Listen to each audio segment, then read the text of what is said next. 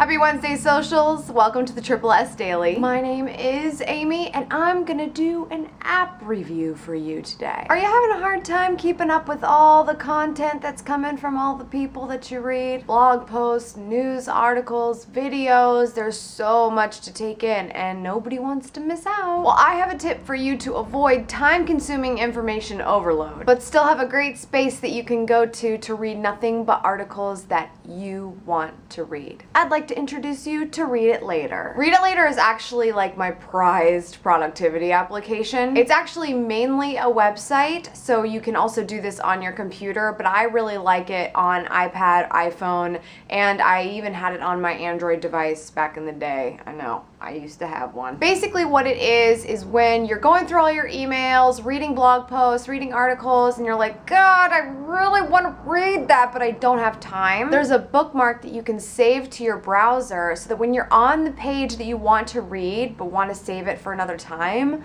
you can click Read It Later, the bookmark, and it will go to your Read It Later list. When you log into readitlaterlist.com, you'll see everything that you've saved. You'll even be able to check off things that you're done reading and send it to your archives. Read It Later offers a format for you to read the article in just text and whatever images and links that will be in the post. This is really useful because of shiny object syndrome. Sometimes it is better to read these articles in more of an RSS type situation where there's not all of these ads or buttons or things going on the side, sign up forms. Sometimes you just want to focus on the content. Read It Later formats it so that you can do just that. But if you prefer to read it on the designed web page that it came from, they offer that as well. You get to pick. There's a little toggle. The articles that you put in your Read It Later list will always be in your archives just in case you want to go back and look for it again. But what I love most about this app is that it's like a to-do list. Like, these articles are a to-do list. I read it, I get the information, I check it off, it's gone. And whatever's left on my list, I read, and then once the list is empty, I'm like, yay, I just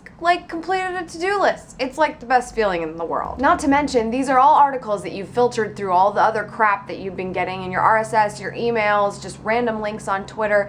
You've filtered already what you actually want to read, and it's all in one spot. The reason why I'm calling this an app review, though, is even though you can read the articles in just text and nice white background, the computer itself is still a very shiny object condoning thing. So I actually prefer to read my articles on either iPhone or iPad, specifically iPad. When you have a device like the iPad or your phone or whatever the case may be, where it's just one window and you're not getting drawn to the attention of, oh, I just got an email, I gotta click that.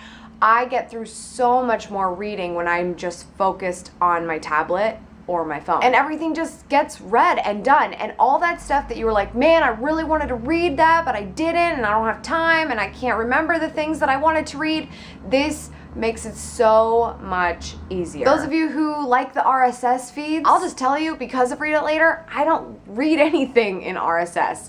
I might skim through a couple of articles, but things that I actually want to take in and read, I send to Read It Later. That way I'm getting through my RSS much faster, especially when you subscribe to so many freaking blogs. I was like, ugh, you don't want to know how many you don't want to know how many I subscribe to. I can just skim through RSS, find the articles that are important to me, find the articles that are important to my audience, send it to Read It Later, and actually get the content in a more focused environment. So productive, let me tell you. So today was actually kind of like an app review / productivity tip.